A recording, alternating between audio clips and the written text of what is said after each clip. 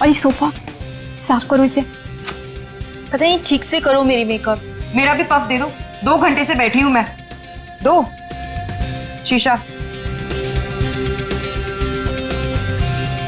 Sir as per requirement सब चीजें ready हैं, बस वो ईशानी मैडम आ जाए। मैडम आ जाए, पता नहीं कब आएगी। जाओ जाकर देख कर आओ। अरे सर जब वो आएंगे हमें पता चल जाएगा सर। पता नहीं कब आएगी, सबकी बैंड बजी पड़ी है। महारानी पता नहीं कहाँ रह गई है।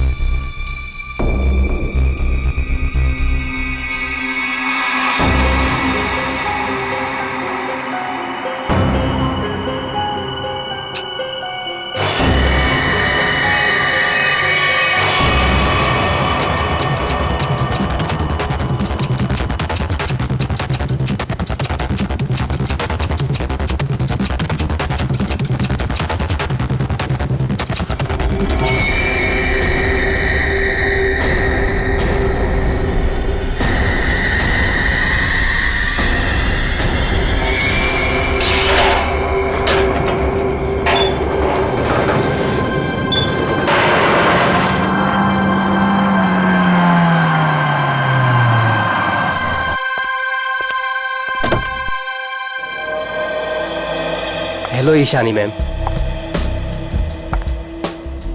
मेकअप रूम रेडी है मेरा? हाँ मैम, जैसा आपको चाहिए बिल्कुल वैसा ही है, और आपका फेवरेट रूम फ्रेशनर भी है। और एक काम करो, डायरेक्टर को जाके बोल दो कि 2 से 3 घंटे तो लगते ही हैं, राइट?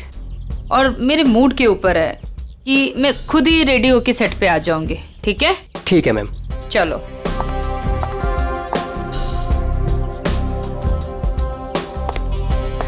सर ईशानी मैडम आ गए हैं। आ गई। बीबू जी देख, महारानी के तैयार होते ही आज का पूरा शॉट उसको अच्छे से समझा देना। जी सर। ठीक है, मैं उसके नखरे नहीं झेल सकता। Yes sir. सर अगर उसने मुझे थप्पड़ मार दिया तो खा लेना एक थप्पड़। स्पॉट सुन, ईशानी मैम का जूस और लो कैलोरी दही जल्दी से लाना, नहीं तो वो शूट कैंसिल कर देगी। सुनो, क्या मतलब है ये सब का? तुम लोग इधर उधर भाग रहे हो जैसे कि पता नहीं कोई शेरनी आ गई है। जाओ जल्दी से जाकर ईशानी को रेडी करवाओ। अब भी मैं डायरेक्शन टीम को बोल के आती हूँ।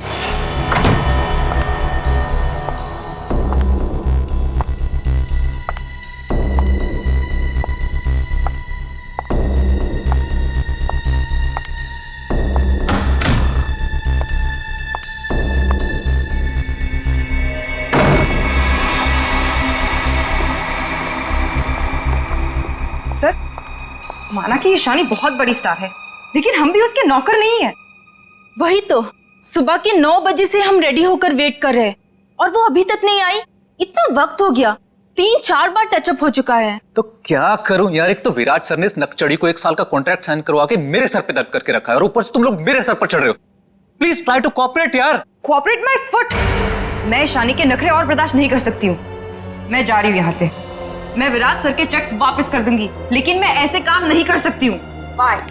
अरे मैडम रुके। अरे सर आप ही रोके समायरा जी को। अगर आज शूट नहीं हुआ ना तो विराट सर सबकी छुट्टी कर देंगे सर। जाने दे उसको, एक ईशानी 100 सुमेरा के बराबर है।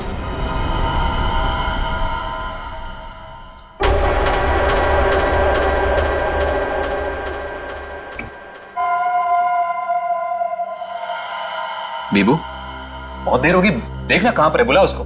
सर वो सैंडल उतार के मारेगी मेरे मुंह पे। लिख के ले लो, वो वापस नहीं आने वाली है। ईशानी के नखरे ही एक दिन उसे ले डूबेंगे। अरे तू जा, उसको बुला के ले। जा जा, अरे जाना। जा रहा हूं सर।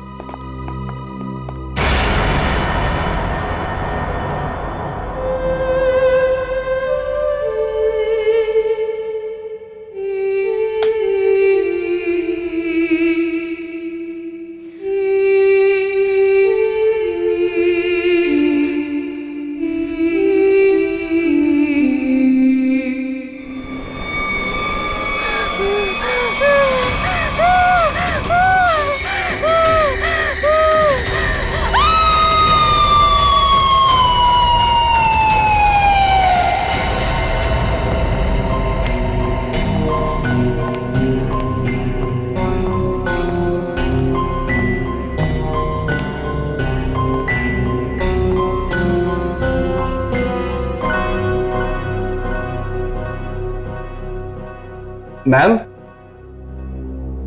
आप रेडी हैं तो मैं अंदर आ जाऊं? मैडम भाग जा यहाँ से, वरना तेरा पैर तोड़ दूंगी।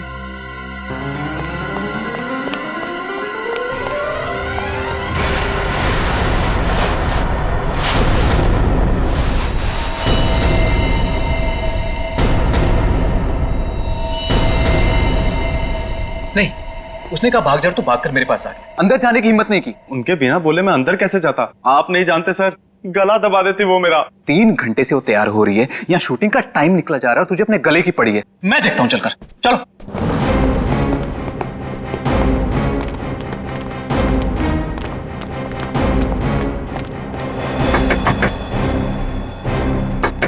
ईशानी। सर प्लीज, मैम गुस्से में लगती है, शूट छोड़कर चली जाएंगी। तो तुम्हें करो, चुप रहो। ईशानी दरवाजा खोलिए, अभी सब नहीं चलेगा, प्लीज दरवाजा खोलिए।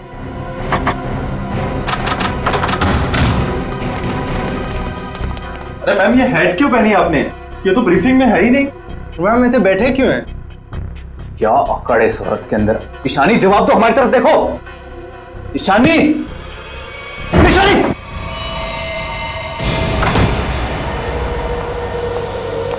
कभी काम नहीं करूंगी मैं उस नकचड़ी ईशानी के साथ। मैं भी किसी से कम नहीं हूँ। अरे इतना टेंशन क्यों ले रही हो तुम देखना, मैं तुम्हें इससे बड़ा काम दिलाऊंगा। मैं अभी मम्मी को फोन करके बता देती हूँ कि आज मैं लेट आऊंगी। ठीक है, तुम मम्मी को फोन कर लो, हम तुम्हारा अंदर इंतजार करते हैं। ठीक है, मैं अभी आती हूँ। ठीक है।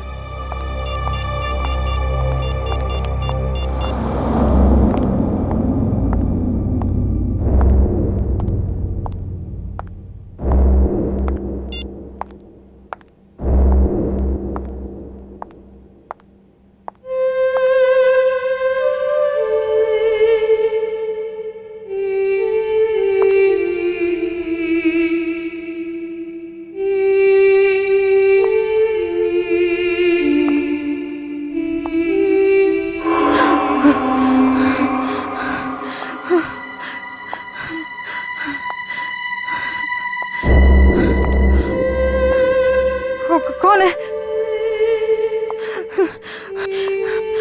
सामने आओ। ये हैट,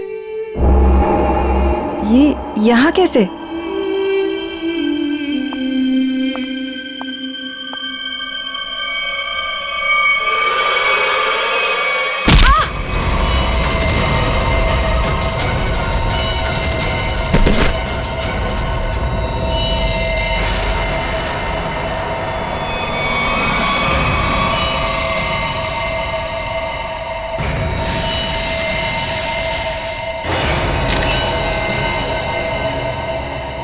बड़ी बेरहमी से गला काट दिया। हाँ सर, ये अजीबोगरीब मेकअप और ये लाल रंग की हैट भी रखी। मारने के बाद इतना मेकअप करता है कातिल, ये लाल रंग का हैट बड़ा अजीब केस है ये। सर ये मेकअप और सारा कुछ उस कातिल ने ही किया है। अच्छा, आखिरी बार कौन आया था ईशानी से मिलने? मैं गया था सर वहां पे, लेकिन उन्होंने अंदर से ही बोल दिया कि भाग जाओ वरना तुम्हारी टांगे तोड़ देंगे। टांगे तोड़ दूंगी? क्यों? सर एक्चुअली ईशानी अपनी मर्जी की मालकिन थी और वो अपनी मर्जी से ही शूटिंग पर आती थी। अगर गलती से भी उसको किसी ने कुछ बोल दिया तो कभी भी शूटिंग छोड़कर चली जाती थी। सर इसका मतलब काफी लोग होंगे जो ईशानी को नापसंद करते होंगे। ईशानी, क्या हो गया ईशानी को? किसने किया ये सब?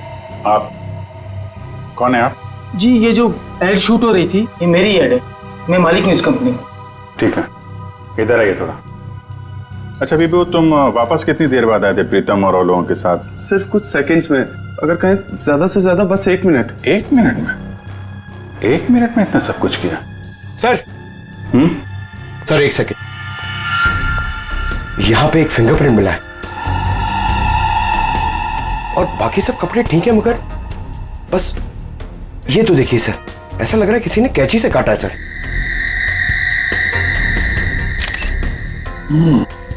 और सर यहाँ पे खून मिला है सर। कातिल पहले से ही कमरे में मौजूद था। सर हो सकता है बिहू ने जो आवाज सुनी वो ईशानी की हो ही ना। हो सकता है। क्या ईशानी से मिलने कोई आया था क्या? नहीं सर, और किसी को आते जाते नहीं देखा। सर कहीं ऐसा तो नहीं कि खूनी ईशानी के कमरे में पहले से ही छुपा हुआ था? एक्चुअली यही हुआ है। आदमी पहले से छुपा हुआ था, फिर वो खून करता है बेरहमी से, फिर इतना सारा मेकअप लगाता है, चेयर पे बैठाता है और लाल रंग की हैट पहनाता है। सब करने में टाइम तो गया ही होगा।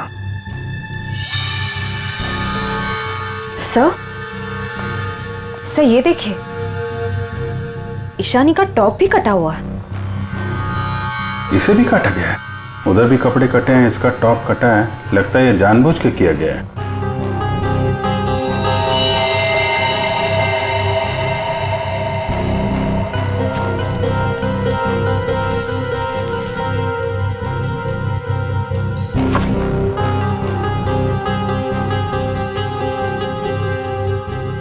सर ये कॉटन स्वैप्स लगता है मेकअप करने में इस्तेमाल किया गया है। वंश, ये सारी चीजें और बॉडी को फोरेंसिक लैब भेजो। तब तक हम लोग जरा बाहर देखते हैं। सर बहुत ही अजीब बात है, किसी ने भी खूनी को आते जाते देखा ही नहीं। आने जाने की तैयारी पहले से कर रखी थी खूनी ने, नाकाम किया और निकल भागा। पर सर ऐसी कैसी तैयारी की होगी कि यूनिट के किसी भी मेंबर ने उसे नहीं देखा? इतना हंगामा हो गया यहाँ पे और ये बैठा सो रहा है। जी साहब। यहाँ से किसी को आते जाते देखा तुमने? साहब मैं तो अभी 5 मिनट पहले ही आया हूँ। 5 मिनट पहले? ये शूटिंग का टेम्पो है ना? हाँ साहब, ये शूटिंग का ही टेम्पो है। तो ये टेम्पो अभी बाहर कब गया था? साहब यही कोई 1:30-2 बजे के आसपास। 1:30-2 बजे? सर उसी दौरान तो ईशानी का खून हुआ था। जब टेम्पो बाहर गया था तुम्हारे साथ कोई और भी था? नहीं अच्छा, पीछे कोई बैठ कर गया था, तुमने किसी को आसपास देखा? मैडम, पीछे तो सामान रहता है, अब पीछे कोई बैठा हो तो मैंने नहीं देखा। इससे अच्छा तरीका और क्या हो सकता है खूनी के यहाँ से निकलने का?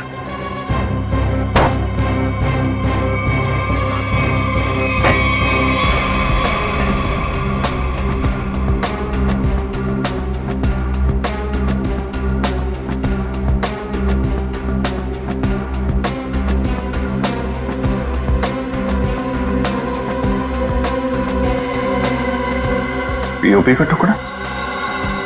ये यहाँ क्या कर रहा है? शूटिंग में तो कहीं भी धूल मिट्टी थी नहीं।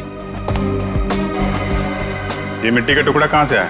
साहब इसमें तो प्रॉपर्टी का सामान रहता है। प्रॉपर्टी के सामान? और उसमें पीओपी का टुकड़ा? मतलब कोई और था यहाँ पे?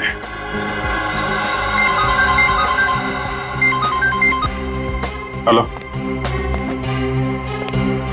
क्या? कहाँ पे?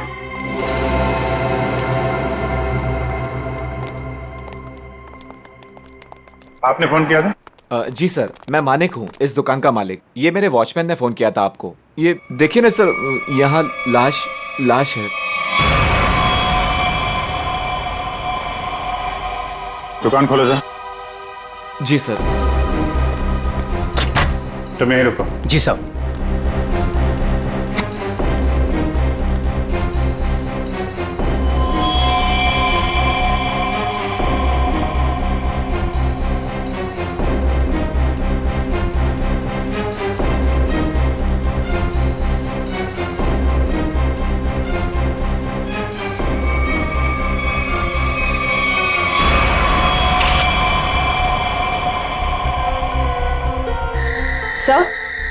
सर इसे भी बिल्कुल ईशानी की तरह मारा गया है। ये देखिए, किसी पतली धार वाली चीज से इसका गला काटा गया है।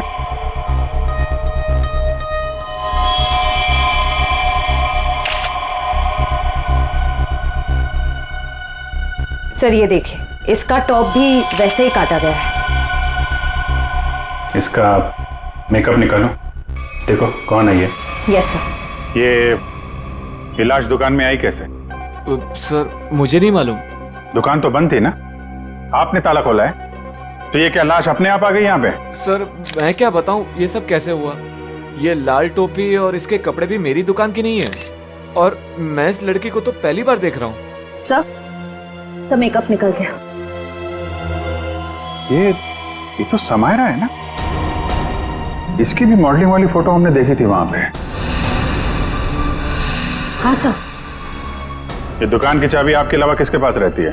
मेरी पत्नी सोनाली के पास, लेकिन वो तो पटना गई हुई है। अच्छा,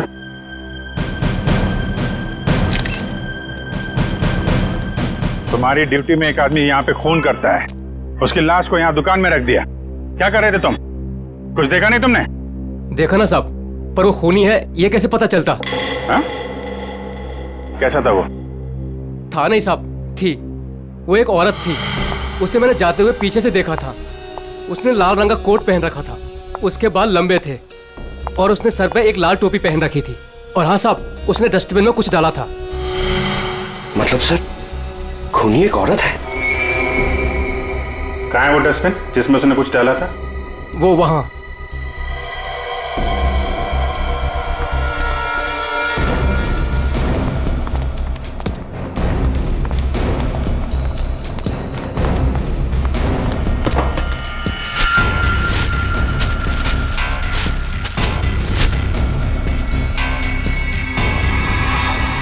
तो ये तो फिशिंग का सामान है, मछली पकड़ने का कांटा वाटा। सर ये तंगूस पे खून लगा है।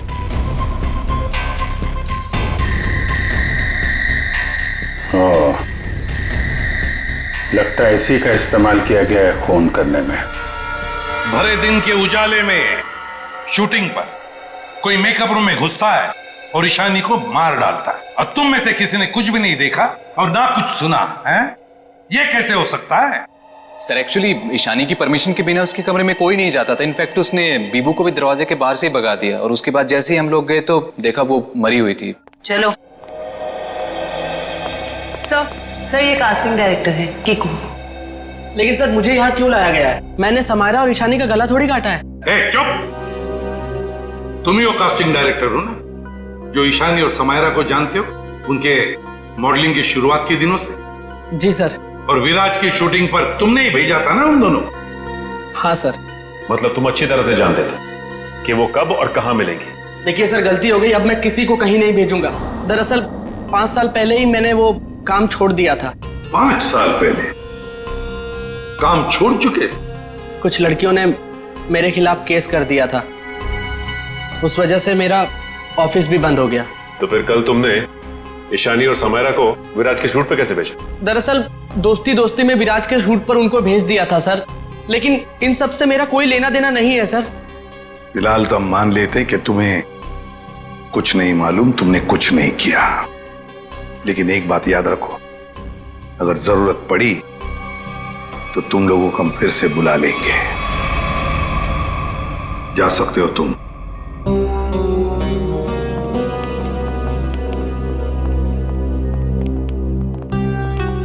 इन तीनों पे कड़ी नजर रखनी पड़ेगी।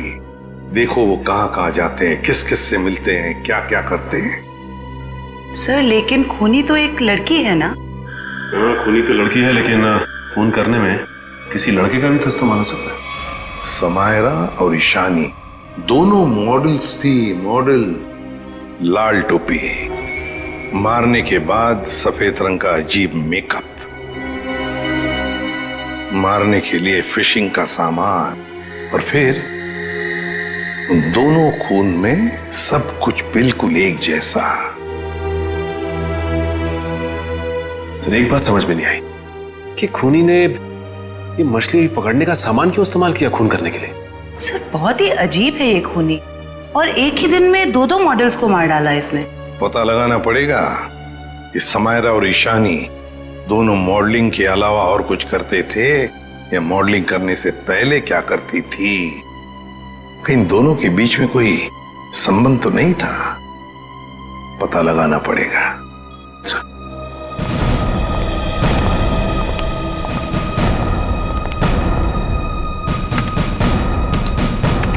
सर 2009 में समायरा और ईशानी ब्यूटी रिबन नाम की मॉडलिंग एजेंसी में काम करते थे, जिसका मालिक ये कीकू था।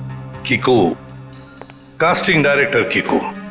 इस कीकू के बंद पड़े ऑफिस में जाना पड़ेगा, देखना होगा शायद इसके बाकी मॉडल्स की भी जान को खतरा हो, और यह भी हो सकता है कि हमें उस औरत के बारे में कोई सुराग मिल जाए।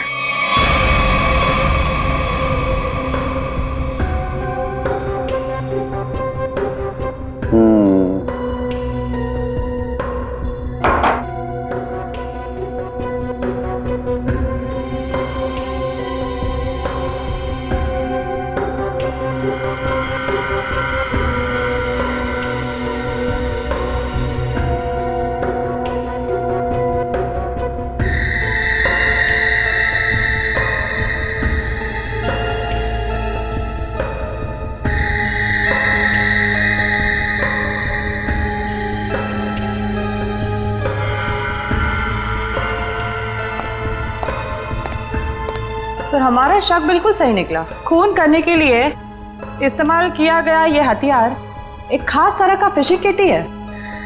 सर आप सुन रहे हैं मैं क्या कह रही हूँ? हाँ सुना तारिका, लेकिन मैं फिलहाल किसी और काम में हूँ। क्या? खूनी का कद नापने में। अरे वाह साळुंखे, खूनी के कद का पता लगा लिया तूने? हाँ बस एक मिनट जरा, ये दोनों के गर्दन का ये घाव देखो बस।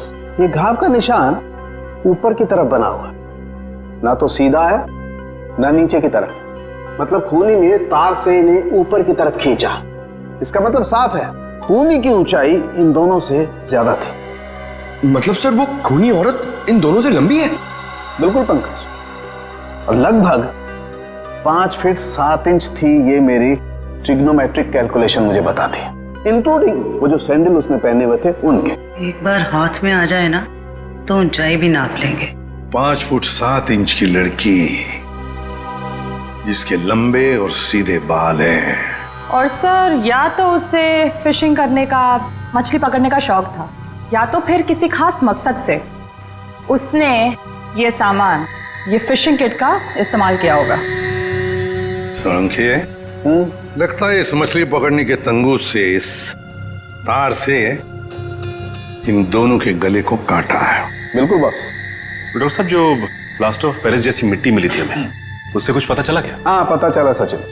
बॉस वो सामान मूर्ति बनाने के काम में आता है। मूर्ति बनाने का?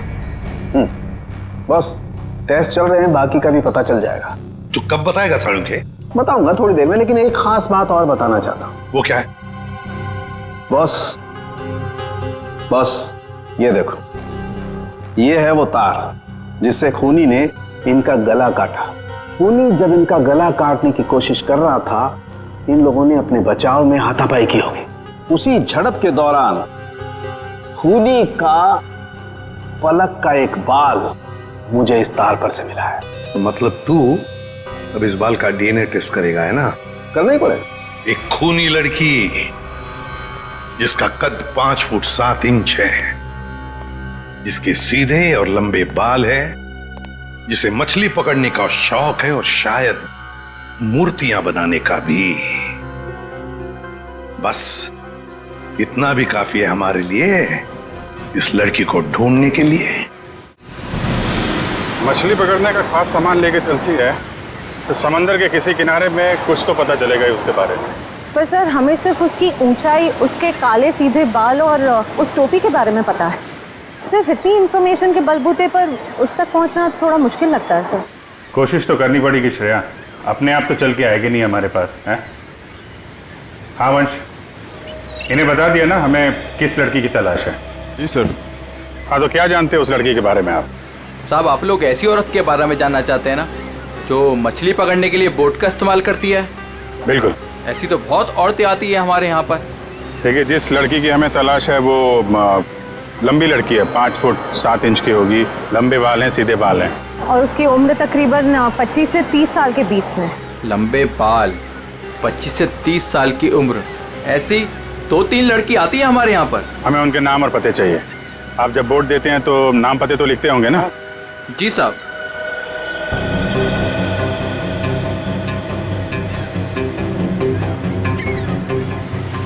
ये तीनों लड़कियां आती हैं 5-6 महीने से हमारे यहाँ पर अपने कुछ दोस्तों के साथ। केशा, एनी, शिखा। केशा, एनी और शिखा। मिलना पड़ेगा इन तीनों लड़कियों से। देखते हैं इनमें से कौन है वो लाल टोपी वाली लड़की। सर कीकू जी ने टैक्स की चोरी की थी, और कुछ लड़कियों के पेमेंट ना देने की वजह से इनकी शिकायत की थी, इसीलिए ऑफिस बंद हो गया। और इनका कोई क्रिमिनल रिकॉर्ड भी नहीं है सर। उसका खून हुआ है वो 2008 में किकुजी की एजेंसी से ही लॉन्च हुई थी, इसलिए ये अभी शक के घेरे में है। विराज, तुम ये बताओ कि तुमने तो किकुजी के साथ और उन मॉडल्स के साथ काम किया था, तो तुम्हें कभी लगा कि वो मॉडल्स किसी मुसीबत में है या फिर किकुजी के काम में कोई गड़बड़ है? मैं ईशानी और समायरा के साथ पहली बार काम कर रहा था, और जहाँ तक किकुजी की बात है तो पैसों के लेन देन में धांधली के अलावा इनमें दूसरी कोई कमी नहीं है। सर, इन तीनों मॉडल्स के कद, रंग और बाल खूनी से कुछ हद तक मिलते जुलते हैं। एक काम करो, इन सबसे पूछताछ करो कि मॉडलिंग के अलावा ये लोग क्या काम करते हैं, क्योंकि इंफॉर्मेशन ये है कि आजकल इनमें से कहीं मॉडलिंग नहीं करती।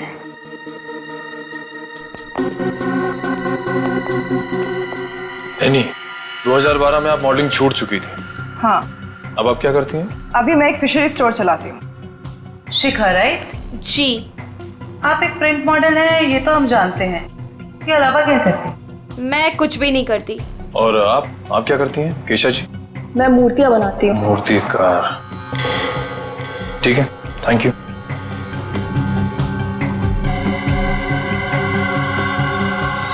तो बिल्कुल खूनी की प्रोफाइल जैसा है।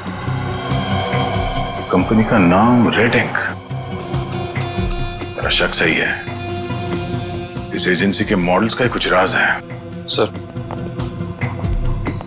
एनी, केशा और डॉली, उन तीनों के प्रोफाइल्स कुछ उन्हीं से मिलते जुलते हैं। सर, इनका संबंध मूर्तियां बनाने और फिशिंग से भी है। तो इनका प्रोफाइल पेशा दोनों शक के दायरे में है। एक काम करो, इन तीनों को ब्यूरो लेके चलो। सर, खूनी लड़की ने जिस तरह के कपड़े पहने थे उस तरह के कपड़े आ गए सर। Very good. पंकज, इन तीनों के नंबर्स हैं ना हमारे पास? Yes sir. सेलफोन नंबर्स जरा ट्रेस करो, देखो जब उन दोनों लड़कियों के खून हुए तब ये तीनों कहां थी। Yes sir. जयंती सर, ले जाओ ये। जी। आप तीनों मेरे साथ आइए। कहाँ? अभी बताती हूँ, आओ।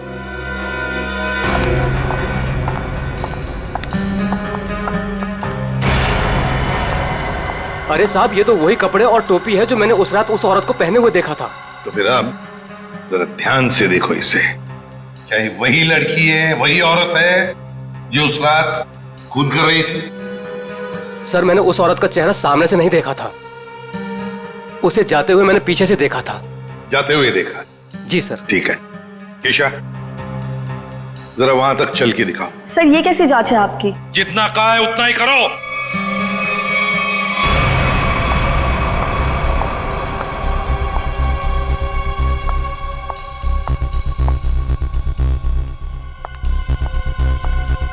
नहीं साहब। नहीं? नहीं। ठीक है, आप आइए मेरे साथ।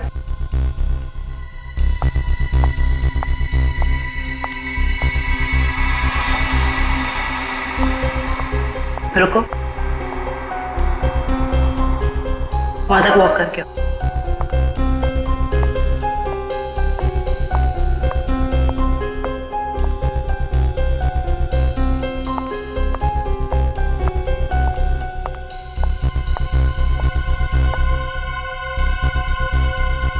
ये भी नहीं है सर।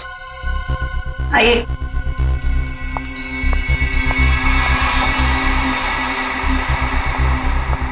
सर, इन्हें तो कपड़े काफी अच्छी तरह से फिट हो रहे हैं। हाँ, दिख रहा है। अब ऐनी जी जरा चल के भी दिखाइए।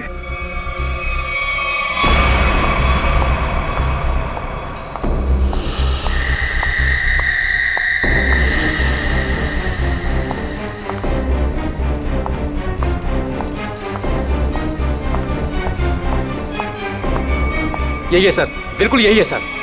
क्या बक रहे हो?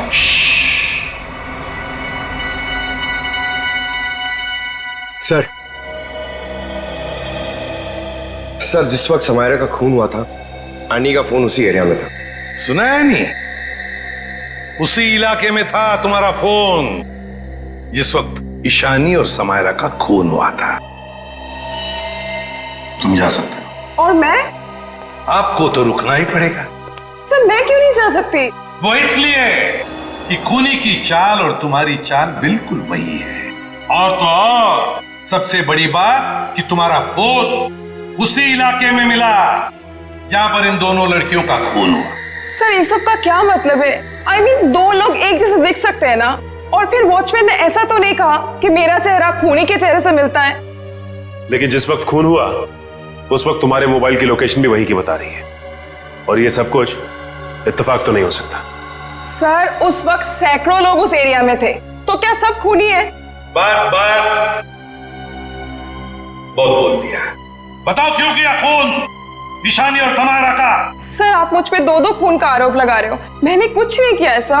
अभी तो सिर्फ आरोप लगाया है, सजा मिलनी तो अभी बाकी है। सजा? जी सजा, खून की सजा फांसी। सर मैंने कुछ नहीं किया ऐसा, मैं बताती हूँ सर। बताओ। पर मेरी एक शर्त है।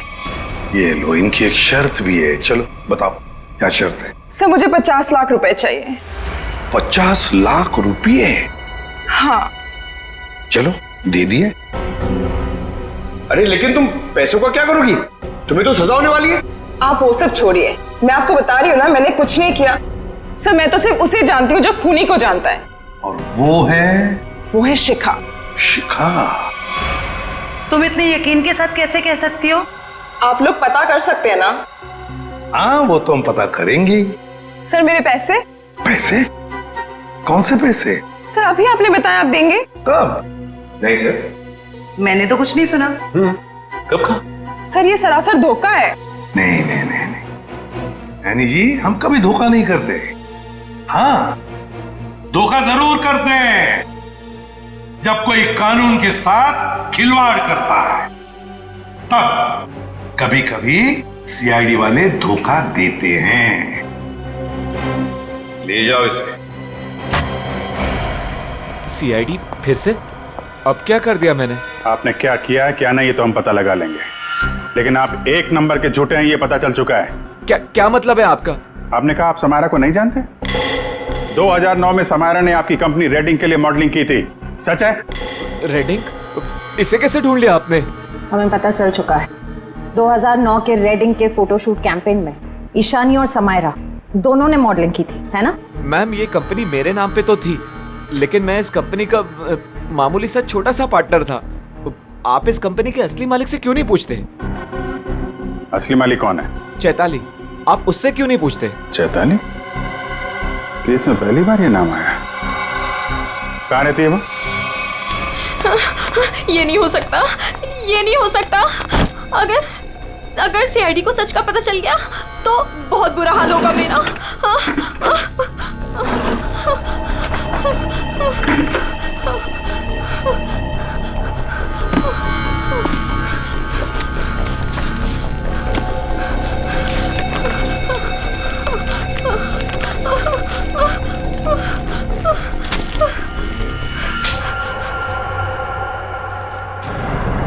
कौन है?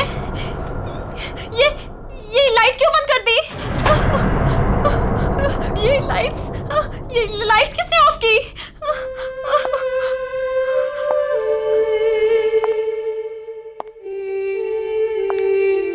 कौन है वहां? कौन है वहां?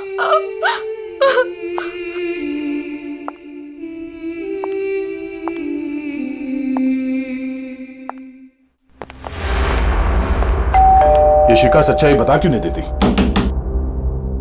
सर पहले कुछ सच बता देती तो किसी की जान ही बच सकती थी।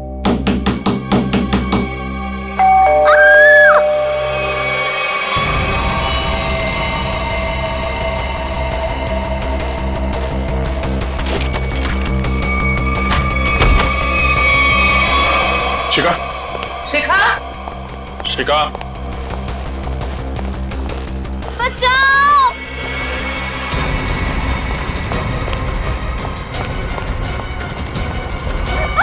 शिखा, शिखा,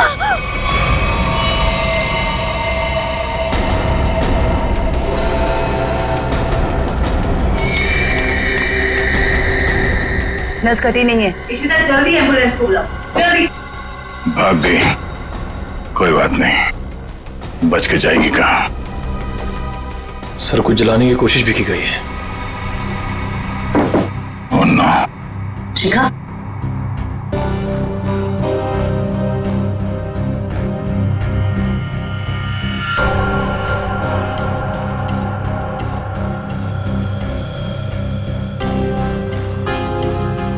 इतना लंबा बाल ये शिखा का तो नहीं हो सकता। तो भागते भागते बाल छोड़ गई। देखते हैं कहां तक भागती है ये।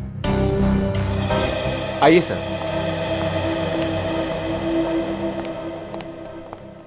सर मैं यहां तब से नहीं आया जब से मेरी और चैताली की हिस्सेदारी वाली कंपनी बंद हुई है। पता नहीं है वो कहां है। घर की अच्छी तरह से तलाशी लो, देखो क्या मिलता है।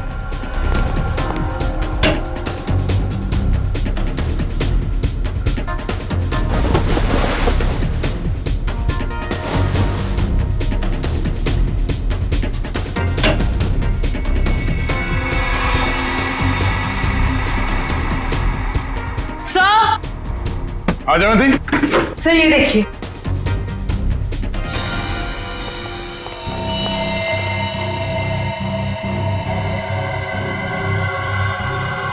ये तो उस खूनी का पहना हुआ है। सर इस बंद पड़े घर में ये यहाँ कैसे आ गया?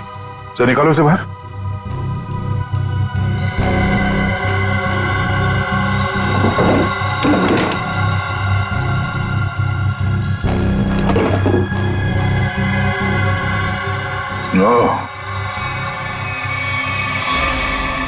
ये चक्कर है। सारंगे, शिखा के घर की खिड़की से हमें एक बाल मिला, जरा मैच करके देख पलक के बाल से। ये रहा वो बाल सर, उस खूनी लड़की का बाल। बॉस, ये बाल हमारे किसी काम का नहीं, बेकार सबूत है। क्या मतलब? मतलब ये बॉस के खूनी के पलक का डीएनए रिपोर्ट आ चुका है। तो खूनी कोई लड़की नहीं, खूनी एक आदमी है। एक आदमी है जिसकी उम्र 40 से 45 साल। ये टोपी, लंबे बाल, सैंडल, ये सब धोखा है। तो मतलब खूनी कोई लड़की नहीं बल्कि लड़की की भेष में आदमी है। ऐसा क्यों किया उसने? लड़की के भेष में क्यों? खून करने के और भी आसान तरीके थे उसके पास। लगता है ये खूनी कोई सरफिरा है। खूनी कोई सरफिरा नहीं, शैतान दिमाग का आदमी है ये, शैतान दिमाग का। सोच समझ के सब कुछ कर रहा है ये। एक काम करते हैं, जितने भी लोगों पर शक है ना, सबको यहां बुला लो, सबका डीएनए टेस्ट करते हैं। आप बताते क्यों नहीं कि हम सब लोगों को यहाँ पर क्यों लेकर आए हैं? ऐसी जगह लाए कि हमारा कोई टेस्ट होने वाला है। और आप लोगों को हम सब पे शक है कि हमने खून किया है। लगता है हम सब बिना जुर्म के सजा भुगतने वाले हैं। बस बहुत हो गया। खूनी को ढूंढने का हमारे पास यही एक रास्ता है। और वैसे खूनी का बहुत ही खास सुराग मिला है हमें। डॉक्टर साहब बिल्कुल ठीक है। दरअसल क्या है, खूनी चाहे कितना भी होशियार हो, कितना भी चालबाज हो, कोई ना कोई क्लू हम लोगों के लिए छोड़ जाता है। और इस बार भी खूनी एक क्लू छोड़ गया है, और वो क्लू है पलक का एक बाल। देखिए, मैं ऑडिशंस लेता हूँ, लड़कियां सजती हैं, संवरती हैं, अपनी पलकों को भी सजाती हैं, तो इन सब से हमारा क्या लेना देना? तुम्हें बड़ा यकीन है कि खूनी एक लड़की ही है? सबको मालूम है कि लंबे बालों वाली लड़की सबको मारती फिर रही है। और आप, लेकिन हमें जांच तो पूरी करनी पड़ेगी ना। सर हमें करना क्या पड़ेगा सर? ज्यादा कुछ नहीं, आप में से हर किसी को अपने पलक का एक बाल देना होगा, और जिसका डीएनए हम उस खूनी के डीएनए से मैच करके देखेंगे। और वैसे भी जब आप लोगों ने कुछ किया ही नहीं है तो डरने की तो कोई बात ही नहीं है। जयवंती, देखिए आ जाओ। चलो जाओ।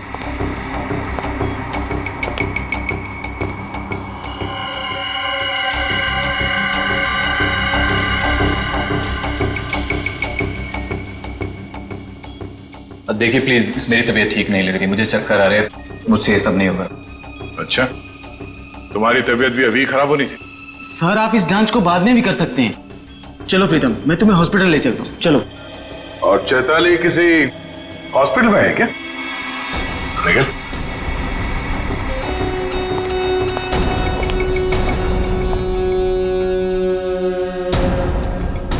सही कह रहा हूं ना मैं? मिस्टर विराज, या फिर चैताली का पति कहना बेहतर होगा।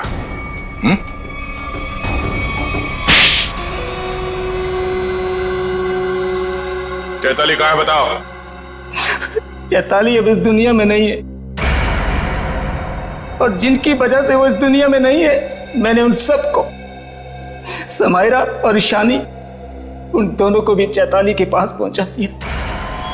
और जिस लड़की शिखा को आपने बचाया है, मैं उसे भी नहीं छोड़ूंगा। तुम सीआईडी के सामने किसी को जान से मारने की धमकी दे रहे हो मिस्टर विराज, बड़ी हिम्मत है। तुम्हारे घर में हमें पता चल गया था कि सारे खून के पीछे तुम्हारा ही हाथ है, और अब डीएनए टेस्ट से प्रूव भी हो जाएगा, लेकिन हम तुम्हारे मुंह से सुनना चाहते हैं। मैं तो अपनी बीवी को इंसाफ दिलाना चाहता था, बस शिखा, समायरा और ईशानी, ये तीनों मेरी बीवी की खुदकुशी की जिम्मेदार थी।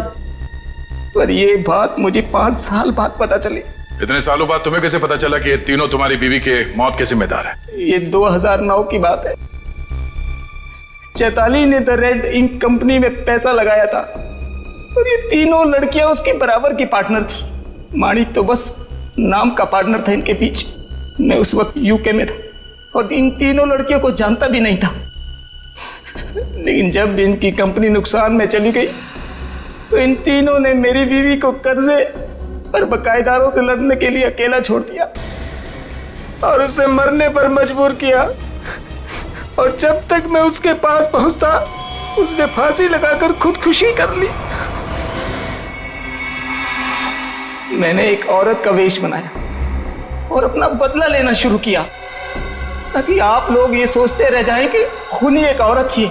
शिखा के घर जो जलाया था वो एक सबूत था, उसको मुझ पे शक हो गया था। माना कि उन तीनों की वजह से तुम्हारी बीवी अब इस दुनिया में नहीं रही। तुम कानून की मदद ले सकते थे, लेकिन तुमने ऐसा नहीं किया। अपनी बीवी की मौत का बदला लेने के लिए तुम खून करने लगे। अब तुम्हें फांसी से कोई नहीं बचा सकता।